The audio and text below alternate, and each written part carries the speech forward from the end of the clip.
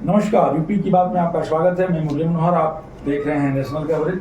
तो यूपी की बात में आज चर्चा होगी 2024 में होने वाले लोकसभा के चुनाव में। हम आपकी जानकारी के लिए बता दें कि हाल ही में आपने देखा होगा कि भारत के दो बड़े राजनीतिक दल, कांग्रेस जो है बंगलौर में विपक्षी दलों को लेकर के एक बैठक की। उसी दिन जो है भारत के प्रधानमंत्री माननीय नरेंद्र मोदी जी के नेतृत्व में दिल्ली में भी शक्ति प्रदर्शन किया गया। 2024 के लोकसभा का चुनाव जैसे जैसे नजदीक आता जा रहा है, राजनीतिक गलियारों में राजनीतिक सियासत जो है चरम पे उभरती हुई नजर आ रही है। इसी क्रम में जो है हम आज बातचीत करेंगे उत्तर प्रदेश के घोसी लोकसभा क्षेत्र में, और हमारे साथ जो है समाजवादी पार्टी के प्रवक्ता, जनपद के वरिष्ठ पत्रकार और जिला पंचायत सदस्य रहे डॉक्टर जयप्रकाश यादव जी खास मेहमान होंगे। और आपके साथ आज हमारी चर्चा होगी घोसी लोकसभा को लेकर के। 2019 के आम लोकसभा के चुनाव में घोसी लोकसभा से समाजवादी पार्टी और बसपा के संयुक्त उम्मीदवार अतुल राय जी चुनाव मैदान में थे। घोसी लोकसभा में 5 विधानसभाएं आती हैं: मऊ सदर, घोसी, मधुबन, मोहम्मदाबाद और रसड़ा विधानसभा। टोटल मतदाता जो है 19,85,506 मतदाता हैं। और गठबंधन में अतुल राय जी चुनाव जीत गए थे। जिस तरह से महागठबंधन बन रहा है, महागठबंधन में यह जो है तय नहीं होता है कि कौन कहां से चुनाव लड़ेगा और किस दल के लोगों को टिकट दिया जाएगा। लेकिन एकदम साफ है कि उत्तर प्रदेश की सियासत की बात अगर हम करते हैं तो उत्तर प्रदेश की सियासत में अखिलेश यादव समाजवादी पार्टी के इर्द गिर्द जो है महागठबंधन घूमेगा, जिसका नाम इंडिया रखा गया है। दूसरा सबसे बड़ा दल जो है भारतीय जनता पार्टी है, और भारतीय जनता पार्टी के इर्द गिर्द जो है दूसरे दल घूमेंगे। समाजवादी पार्टी भी चाहती थी कि लोकसभा के चुनाव में हम अपने साथ किसी को लेकर के चलें, या तो उनका गठबंधन समाजवादी पार्टी के साथ होता या बसपा के साथ होता। बसपा के साथ गठबंधन करने के बाद आपने देखा होगा कि 2019 के चुनाव में बसपा को संजीवनी तो मिल गई, 10 सीटें निकल गई, लेकिन समाजवादी पार्टी को बहुत बड़ा लाभ नहीं मिला। लेकिन उत्तर प्रदेश में जो भी मतदाता हैं वो सपा के हैं, न कि कांग्रेस के हैं। कांग्रेस के पास महज 2% ही वोट है। वही दशा जो है ममता बनर्जी की है। अगर हम पश्चिमी बंगाल की बात करें तो ममता बनर्जी के ही इर्द गिर्द पूरी राजनीति घूमेगी। तो अगर समाजवादी पार्टी को टिकट मिलता है तो क्या 2024 का इतिहास दोहराया जाएगा, या अगर दूसरे दल को मिलता है तो क्या वो चुनाव जीत पाएगा? इन तमाम बिंदुओं पर चर्चा करने के लिए हमारे साथ डॉक्टर जयप्रकाश यादव जी जुड़ चुके हैं, जो कि आज हमारे खास मेहमान हैं। डॉक्टर साहब, आपका नेशनल कवरेज में बहुत बहुत धन्यवाद। महागठबंधन बना है, इंडिया नाम दिया गया है, और आपको क्या लगता है कि घोसी लोकसभा के क्षेत्र में महागठबंधन चुनाव लड़ता है, इंडिया का प्रत्याशी चुनाव आता है और समाजवादी पार्टी से हट करके आता है, तो जीत कितनी सुनिश्चित है? देखिए, समाजवादी पार्टी अकेले घोसी लोकसभा में चुनाव जीत चुकी है। चंद्रदेव राजभर जी हमारे सांसद रह चुके हैं। जी पिछली बार 2019 में सपा बसपा का जब गठबंधन हुआ जी, तो जीत का दायरा काफी लंबा हो गया था जी, और लोगों में दोनों पार्टियों का जो वोट मत था वो दोनों जुड़ करके काफी ज्यादा जीत का अंतराल बहुत लंबा कर दिया। हाँ जी। अब मेरे कहने का ऐसे यह है कि घोसी लोकसभा समाजवादियों का गढ़ रहा है जी। कम्युनिस्ट पार्टी का जब वर्चस्व टूटा तो कांग्रेस से कल्पनाथ राय जी आए, उसके बाद समाजवादी पृष्ठभूमि के लोग भी जीत रहे हैं जी। तो ऐसे में जो इंडिया गठबंधन बना है, समाजवादी पार्टी पूरे उत्तर प्रदेश का नेतृत्व करने जा रही है अपने गठबंधन की पार्टियों का जी, और कहीं न कहीं उनके महागठबंधन को जी, तो सबको हिस्सेदारी दे करके जी, अखिलेश जी जो हमारे राष्ट्रीय अध्यक्ष हैं, उन्होंने सोचा है कि शायद उनकी सोच शुरू से रही है जी। इसके पहले भी कांग्रेस से उन्होंने गठबंधन किया था उत्तर प्रदेश के विधानसभा चुनाव में, फिर बसपा से, दोनों दो ध्रुव हैं। जब भी समाजवादी पार्टी का दूसरे दलों से गठबंधन होता है तो दूसरे दलों को लाभ तो मिलता है, लेकिन समाजवादी पार्टी को लाभ जी, बिल्कुल आपने सही कहा, ये हमें उसका लाभ नहीं मिल पाता, क्योंकि उनके मतदाता हमारे काम पर नहीं हो प्रत्याशी पाता। को जी, काम पर नहीं हो पाता। हाँ जी। तो ऐसे में नुकसान हमेशा हमारा ही हुआ है, लेकिन राष्ट्रीय अध्यक्ष अखिलेश जी बड़े दिल वाले हैं जी और भारतीय जनता पार्टी जो देश में एक फासिस्टवादी सरकार है और लोकतंत्र और संविधान खतरे में है, इसे देखते हुए कोई भी कुर्बानी देने के लिए पुनः तैयार हैं आगामी लोकसभा चुनाव में। लेकिन सवाल ये पैदा होता है कि 2% से अधिक कांग्रेस के पास वोट नहीं है। नीतीश के कहने पर, लालू जी के कहने पर, ममता के कहने पर या पवार साहब के कहने पर हमको नहीं लगता कि यहाँ मतदाता जो है वोट करेंगे। जो वोट है वो समाजवादी पार्टी का ही वोट। देखिए पिछले विधानसभा चुनाव को लिया जाए तो जी। 36% समाजवादी पार्टी को वोट मिला था जी और 42% वोट बीजेपी को मिला था। जी तो दोनों में 6% का अंतर था। बीएसपी का वोट कभी भी 20-22% से कम नहीं होता था, जी। जो घट के 12% हो गया था जी पिछले विधानसभा जी, में। जी। तो ये वोट कहाँ गया बीएसपी का?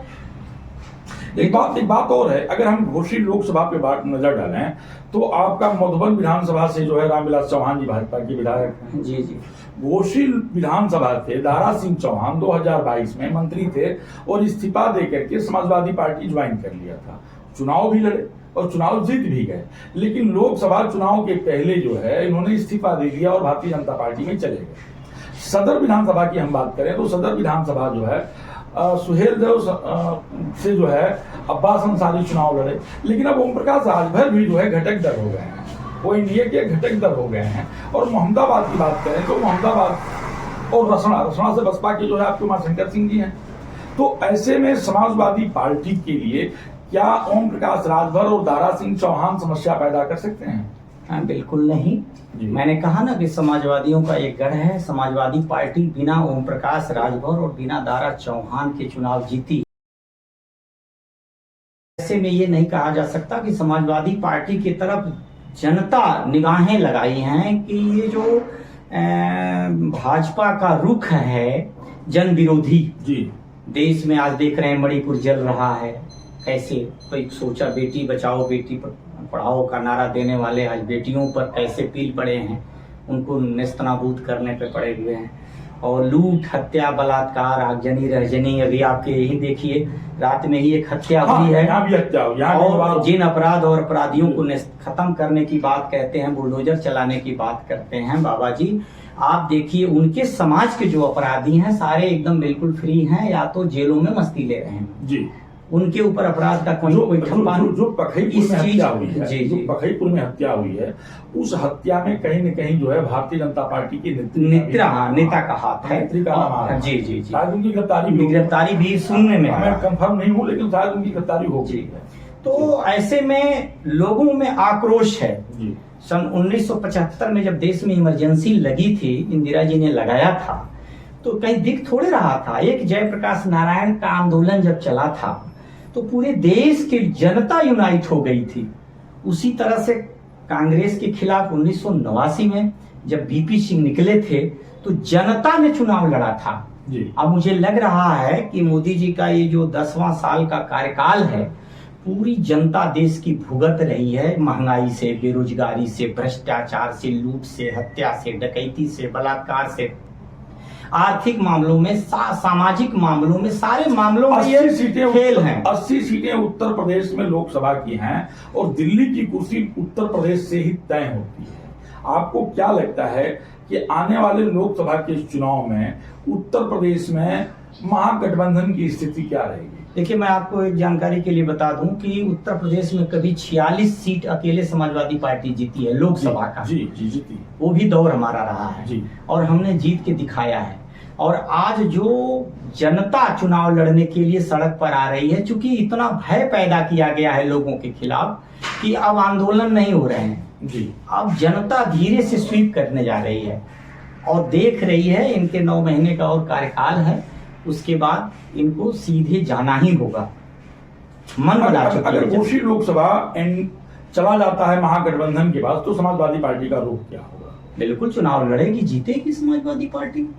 नहीं, अगर एनडीए के किसी घटक दल को या हम इंडिया के किसी घटक दल के साथ चला, हमारा इतिहास भी अच्छा रहा है, भूगोल भी अच्छा रहा है। अतुल राय बीएसपी के उम्मीदवार थे, हमने ईमानदारी से काम किया, हमारे सारे बूथ हम चुनाव जीते हैं जी।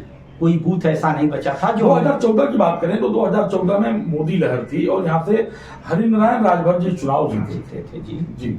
लेकिन 2014 के बाद जब महागठबंधन बना और समाजवादी पार्टी और बसपा मिलकर के चुनाव लड़ी तो अतुल राय एक लंबे अंतराल से चुनाव जीत गई। भारतीय जनता पार्टी घोषी लोकसभा को जीतने के लिए हर दांव खेल रही है। बड़ा सियासत उलटफेर हो रहा है, ओम प्रकाश जी को साथ ला रहे हैं, दारा जी को ला रहे हैं, अन्य कई और नेताओं को ले आने के वो फिराक में पड़े हुए देखिए हैं। इसमें है क्या ना, चाहे ये जितने पूरे देश के 38 दल, तो आपने बताया ना बंगलुरु में इनका हमारा कार्यक्रम इंडिया गेट का हो रहा था, तो ये 38 दलों को लेकर के चल रहे थे। नहीं, चर्चाएं तो यहाँ थी कि 38 दलों में दलों का रजिस्ट्रेशन था, उनके पास ना तो विधायक है ना सांसद हैं जी, और वो 38 दल जोड़ रहे हैं, तो 2 दल और क्यों नहीं जोड़ लेते अपने ईडी के और सीबीआई को जी 40 कर लेते। ईडी और सीबीआई से क्या दिक्कत है? दिक्कत ये है कि ये केवल विपक्ष को टारगेट करके उन्हीं के घरों पर रेड डाल रही है, जबकि विपक्ष के इतर सत्ता पक्ष में सबसे ज्यादा भ्रष्टाचारियों ने शरण ले रखी है। एक बड़ी समस्या उनके सामने और आने जा रही है। घोषित विधानसभा का अगर उपचुनाव होता है तो चर्चाएं खास है कि दारा सिंह चौहान को भारतीय जनता पार्टी हराएगी। आप लोग उनको जिता करके सदन में भेजे थे, उनको हराने की भी कोई रणनीति होगी? बिल्कुल हमारी रणनीति बन गई है जी। हम रणनीति बिल्कुल काम कर रहे हैं। हम अपने सारे बूथ सेक्टर को सेटअप कर डाले हैं जी। हम किसी आयातित उम्मीदवार के भरोसे नहीं है कि आयातित उम्मीदवार हमारे पास हमने ठीक ठाक कर रखा है और चुनाव घोषित समाजवादी पार्टी ही जीतेगी। उसका सबसे बड़ा ठोस कारण है कि आप पिछली बार देखे होंगे अंतराल 39-40 हजार का था जीत का। जी जी। दारा चौहान, चाहे आपने अब्बास का नाम लिया है, अब्बास के पिता जब हमारे यहाँ विधायक हुआ करते थे तो 5-6 हजार से ज्यादा की मार्जिन से कभी नहीं चुनाव जीते थे। जी। और दारा भी जब भी चुनाव जीते तो 5 से 8 हजार 7 हजार, यहाँ तक कि जब फागू चौहान वहां से विधायक हुआ करते थे तो उनकी भी मार्जिन 6 से 8 हजार के बीच में हुआ करती थी। लेकिन इस बार समाजवादी पार्टी ने अपना संगठन मजबूत किया है, इसी वजह से 36% हमारी वोटिंग हुई है। 32% पर पिछली बार हम सरकार बना लिए थे, 36% वोटिंग जी इम्पोर्टेंट है वो। और हमारा वोट खिसक नहीं रहा है। नेता इधर उधर आते हैं जाते हैं, वो अपने फायदे के लिए। अब जनता भी समझदार हो चुकी है। अभी ओम प्रकाश जी ने कहा था, दारा सिंह ने भी कहा था कि हम जहाँ जाते हैं वहीं सरकार बनती। बात तो सही है, तो समाजवादी पार्टी की सरकार बन जानी चाहिए थी 22 में, लेकिन समाजवादी बन जानी चाहिए थी ना। सही है, नहीं बनी, बन जानी चाहिए थी। एक बार समाजवादी पार्टी ने उनको लोकसभा का चुनाव लड़ाया था यहाँ पर, जब राज्यसभा का बनाया और उसके बाद कार्यकाल जब खत्म हुआ तो समाजवादी पार्टी ने लोकसभा का चुनाव लड़ाया था और दारा चुनाव हार गए थे यहीं। ऐसा नहीं है। तो आप सुन रहे थे डॉक्टर जयप्रकाश यादव जी को। डॉक्टर जयप्रकाश यादव जी समाजवादी पार्टी के मऊ जनपद के प्रवक्ता हैं और वरिष्ठ पत्रकार भी हैं। स्वतंत्र चेतना जैसे अखबार के आप ब्यूरो चीफ रहे हैं, जिला पंचायत के सदस्य रहे हैं। और सबसे बड़ी बात यह है कि आप जिस क्षेत्र से बिलोंग करते हैं, जहां से आप बिलोंग करते हैं, वह क्षेत्र बहुत ही अति पिछड़ा हुआ क्षेत्र है, नदी का कछार है और वहाँ अति दलित और पिछड़े के लोग रहते हैं। और वैसे में आपने जो है माँ सरस्वती का मंदिर यानी एक विद्यालय की भी स्थापना किया है और वहाँ जो है इंटर तक का जो है क्लासेस चलता है, जिसमें गरीब बच्चे जो है सबसे सस्ती शिक्षा भी है और सबसे अच्छी शिक्षा भी है।